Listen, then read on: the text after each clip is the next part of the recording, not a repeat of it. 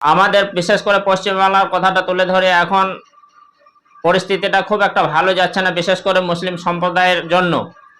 কারণ বিভিন্ন জায়গায় খবর নিয়ে দেখুন, একেবারে কলকাতা, হাওড়া, হুগলি, 24 পরগনা, মেদিনীপুর থেকে নিয়ে একেবারে দার্জিলিং, শিলিগুড়ি, জলপাইগুড়ি, আলিপুরদুয়ার, দিনাজপুর, মালদা, মুর্শিদাবাদ, বীরভূম, নদিয়া, বর্ধমান, যে কোনো জেলায় আপনি খবরটা নেবেন, মুসলিমরা খুবই টেনশনে আছে, চাপে আছে, প্রেসারে আছে, সমস্যায় আছে, হয়রান আছে। কারণ একটা ইস্যুকে কারণে, একটা জিনিসের কারণে, সেটা হচ্ছে এসআইআর।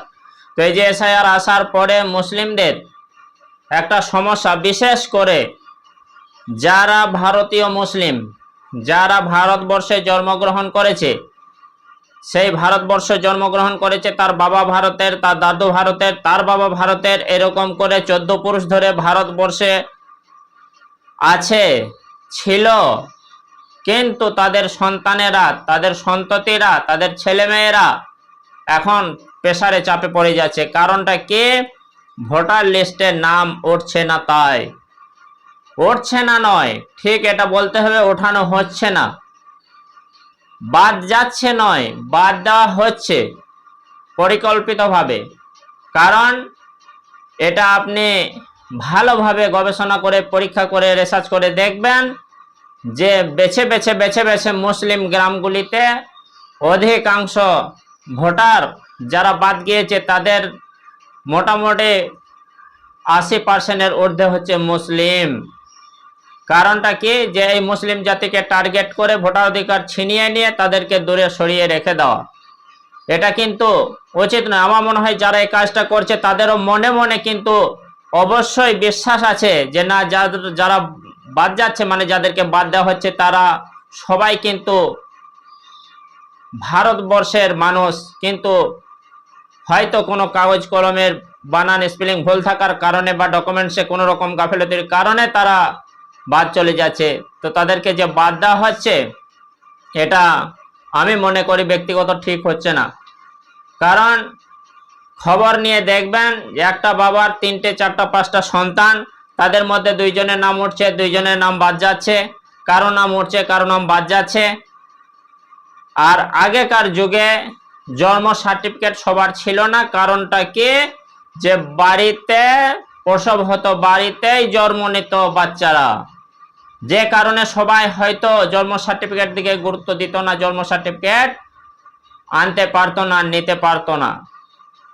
আর স্কুল সার্টিফিকেট, এখন মানুষের সচ্ছলতা এসছে, কিন্তু আগেকার মানুষের খুবই অভাব গিয়েছে, যে কারণে সবাই স্কুলে হয়তো পড়াতে পারেনি। যাদেরকে পড়তে দিয়েছে, 3টে 4টের অধিক যাদের সন্তান, হয়তো 2-4 জন হয়তো মাধ্যমিক পাস করেছে ও মাধ্যমিক পর্যন্ত গিয়েছে, কিন্তু কেউ 4 পাস, কেউ 7, 8, 9 পাস এরকম করে আছে, স্কুল বোর্ড পরীক্ষা দিতে পারেনি, সুযোগ পায়নি, তাই তাদের স্কুল সার্টিফিকেট নেই। এছাড়া অন্যান্য ডকুমেন্টসের মধ্যে হয়তো কিছু আছে, কিছু নেই।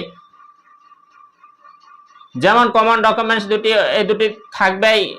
1 নম্বর আধার কার্ড, 2 নম্বর রেশন কার্ড, ভোটার কার্ড এখন বাদ দেওয়া হচ্ছে। তো এই কাগজগুলি মাস্ট সবার আছে, কিন্তু যেগুলি কিছু কিছু কাগজ চাওয়া হচ্ছে, যেমন স্কুল সার্টিফিকেট, আগেই বললাম সবারই নেই। দ্বিতীয়, জন্ম সার্টিফিকেট। একটাই কথা বলি, কে পাকা ঘরে, কে মাটির ঘরে, কে খড়ের চালের ঘরে, কে টিনের চালের ঘরে, কে ছাদে ঘরে বাস করছে, সেটা বড় কথা নয়, কিন্তু কে শান্তির সঙ্গে দুমুঠো খেতে পাচ্ছে, আরামের সাথে দুমুঠো খেতে পাচ্ছে, আর স্বাধীনভাবে শান্তি শৃঙ্খলা বজায় রেখে ওঠা বসা করতে পারছে, সমাজে চলাচল করছে, এটাই বড় কথা। মানুষের টাকা পয়সা মালধন যতই থাক, শান্তি না থাকলে সেটা শোভা পায় না। সেই রকম মানুষের যদি মার ভাত খেয়েও, শুধু পান্তা ভাত খেয়েও শান্তি আসে, সেইটাই হচ্ছে বড় কথা।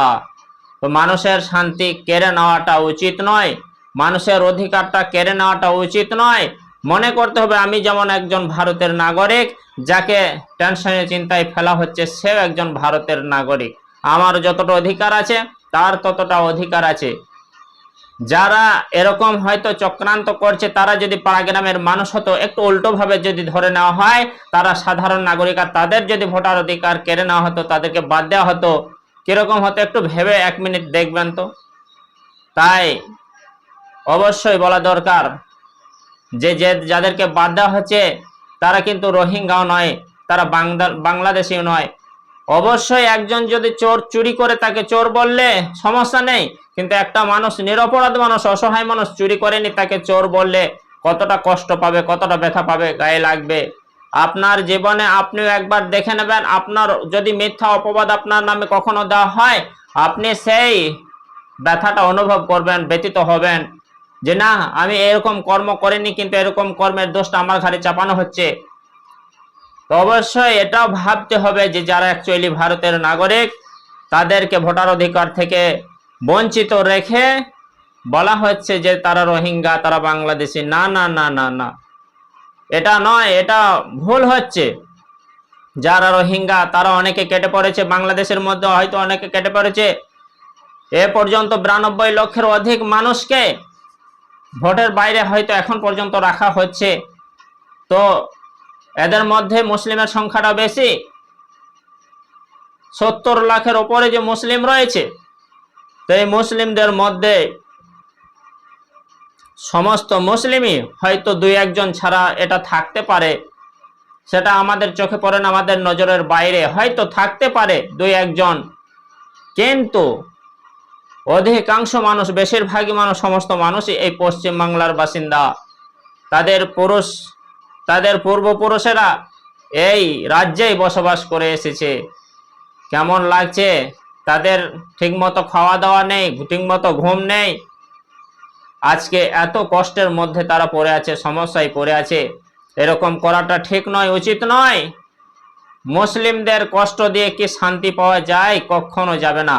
আপনি যদি মরণের পরে একটা বিচার হবে, এটা যদি বিশ্বাস করেন যে আমার কর্মের ফলের ভিত্তিতে আমার অবশ্যই বিচার হবে, তাতে যদি কবরস্থানেই যান, তাতে যদি শ্মশানেই যান, বা তাতে যদি তাকে সমাধি স্থলে পৌঁছানো হয়, যত্ন করে সমাধিস্থ করা হয়, তবু যদি তার একটা পরের জীবনের বিশ্বাস থাকে, তাহলে মনে রাখতে হবে, মনে করবেন যে আমি যে কর্মগুলি করছি, আমার কর্মের যদি ভুল হয়ে থাকে, এই ভুলের জন্য বেঁচে থাকাকালীন আমাকে তাদের কাছে ক্ষমা চাইতে হবে, নচেত পরের জীবনে আমার কিন্তু শান্তি মিলবে না, পাওয়া যাবে না।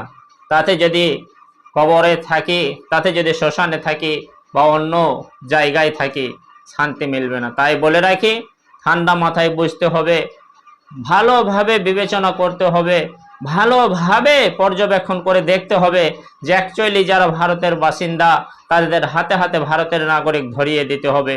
যারা ভারতের বাইরের মানুষ ভারতে এসে থাকছে জোর করে, সেটা আপনাদের বিচারাধীনের ব্যাপার, আপনাদের ঐচ্ছিক ব্যাপার, আপনারা যা করবেন তাই মেনে নিতে হবে। কিন্তু অ্যাকচুয়ালি যারা ভারতবর্ষের মানুষ, যারা বৈধ ভোটার, তাদের ভোটার অধিকার ফিরিয়ে দিতে হবে, তাদেরকে ভারতবর্ষে স্বাধীনভাবে বসবাস করার সুযোগ দিতে হবে। তো অবশ্যই আপনারা এই রকম কিছু মানুষের সঙ্গে সুব্যবস্থা করুন, মানুষকে থাকার সুযোগ দিন, মানুষকে শান্তি দেওয়ার চেষ্টা করুন। অবশ্যই ইহকালে পরকালে ভালো হবে। মুসলিম সমাজ যারা ভিডিওটি দেখছেন, অবশ্যই আপনি দেখুন, আপনার অপরজনকে দেখিয়ে শান্ত থাকার একটা সুযোগ দিন। আর বলে রাখি, মুসলিম জাতি ঘাবড়াবেন না, টেনশন নেবেন না। এই দুনিয়ার শোকটাই আসল শোক নয়। আপনার ওপর যত কষ্ট দেওয়া হোক, যত অসহায় আপনার জীবনে ফেলা হোক, কমর শক্ত করে, মজবুত করে, মেরুদণ্ড উঁচু করে, শির উঁচু করে বেঁচে থাকার চেষ্টা করবেন। দুনিয়ার কষ্ট হলে, মোমেনের কষ্ট হলে গুনাহ মাফ হয়ে যায়। সবর করুন, ধৈর্য ধরুন। আপনি ভারতে ছিলেন, আছেন, ভবিষ্যতে ইনশাল্লাহ থাকবেন। আল্লাহ তাআলা রহম বর্ষণ অবশ্যই করবেন, শান্তি বর্ষণ অবশ্যই করবেন। আল্লাহর কাছে প্রার্থনা করুন। আর যারা বিপদে পড়েছে তাদের পাশে দাঁড়ান, তাদের সহযোগিতা করুন, তাদেরকে বোঝান, এবং যেরকম উপায়ে তারা যেন ভারতে থাকতে পারে শান্তির শৃঙ্খলা বজায় রেখে তাদের সহযোগিতা করে চলুন। আসসালামু আলাইকুম ওয়া রাহমাতুল্লাহি ওয়া বারাকাতুহু।